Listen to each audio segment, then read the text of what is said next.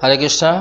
भाद्र मासे कृष्णपक्षे जे एकादशी आसছে সেই एकादशी नाम হচ্ছে অজা বা অন্নদা एकादशी এবং এই एकादशी মাহাত্ম্য ব্রহ্মবৈবর্ত পুরাণে বর্ণনা করা রয়েছে। যুধিষ্ঠির মহারাজ ভগবান কৃষ্ণকে বলছেন যে ভাদ্র মাসে যে কৃষ্ণপক্ষে যে একাদশী সেই একাদশীর নাম কি এবং এই একাদশী করলে কি ফল লাভ হয়ে থাকে আমাকে সবিস্তারে বলুন।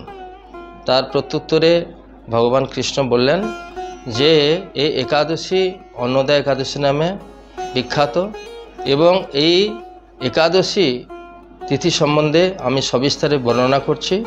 আপনি একাগ্র চিত্তে এই একাদশী ব্রত কথা শ্রবণ করুন। এই একাদশী পালন করলে সমস্ত পাপ বিনাশ হয়ে যায়। এই পুরাণে এরকম ধরনের কথা বর্ণন করা রয়েছে যে পুরাকালে এই হরিশ্চন্দ্র নামে একজন সত্যপ্রতিজ্ঞ মহা বিখ্যাত রাজা ছিলেন।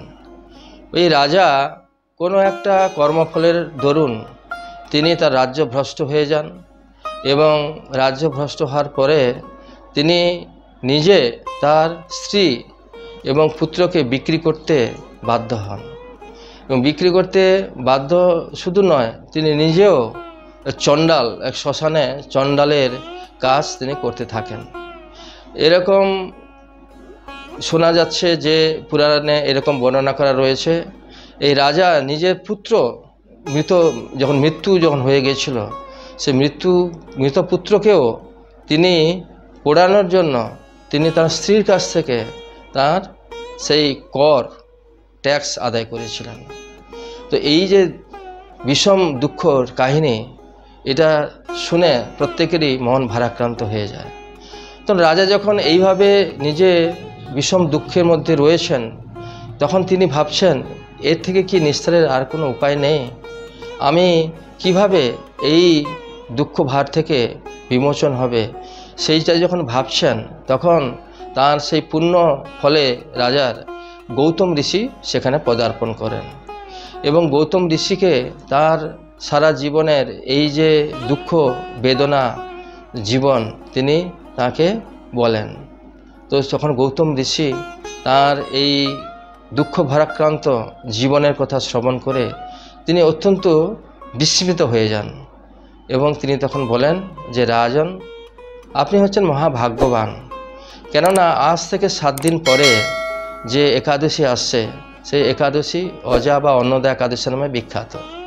তো আপনি যদি এই একাদশী ব্রত খুব মনোযোগ সহকারে নিষ্ঠা ভরে ভগবানের ঋষিকেশের পুজো করে থাকেন এবং এই পুজো করে রাত্রি জাগরণ করেন, কৃষ্ণ কথা শ্রবণ করেন এবং তারপরের দিন ব্রাহ্মণ এবং বৈষ্ণবকে ভোজন করান, তাহলে আপনার এই যে সমস্ত পাপের জন্য আপনার যে দুঃখ কষ্ট ভোগ করতে হচ্ছে তার থেকে আপনি সম্পূর্ণরূপে মুক্ত হয়ে যাবেন।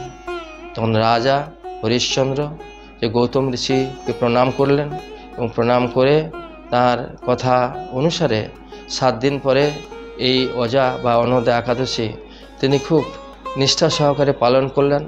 ভগবান ঋষিকেশের তিনি পুজো করলেন, নৈবেদ্য নিবেদন করলেন, রাত্রি জাগরণ করলেন এবং কৃষ্ণ কথা এবং ভগবানের কথা শ্রবণ করে রাত্রি তিনি অতিবাহিত করলেন।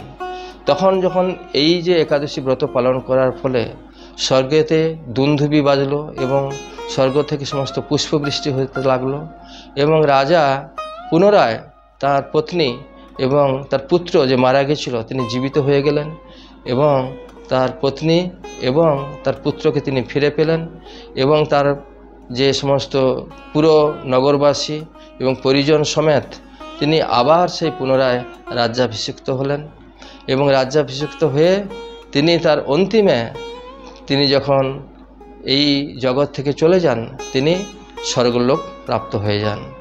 তো এই যে একাদশী যদি ব্রত কেউ পালন করেন তাহলে সে অশ্বমেধ যজ্ঞের ফল লাভ হয়ে থাকে। যারা শ্রবণ করেন তারাও একই ফল লাভ করে থাকেন। কিন্তু আমরা যারা বৈষ্ণব ভক্ত আমরা তো এই স্বর্গে যেতে চাই না, তো সেজন্য আমাদের লক্ষ্য হচ্ছে কি না আমরা গোলক ধামে ভগবান ধামে ফিরে যাওয়া। কেননা স্বর্গলোকে যাবে যারা তারা ভগবদ্গীতার বাণী অনুসারে যে তেতং ভুক্তা স্বর্গলোকং বিশালং ক্ষীণে পুণ্যে মর্তলোকং বিশন্তি।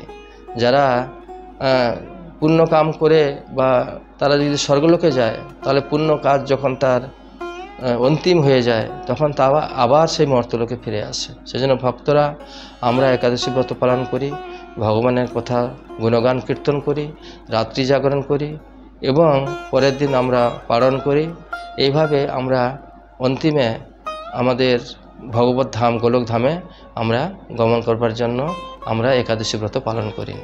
তো সেজন্য সবাই আসুন, ভাদ্র মাসে এই কৃষ্ণপক্ষে যে একাদশী, সেই একাদশী আমরা নিষ্ঠা সহকারে আমরা পালন করব এবং এই ব্রত পালন করার মাধ্যমে আমরা ভগবানের কৃষ্ণের নিত্য সেবা লাভ করে গোলকধামে নিত্যধামে বাস করব।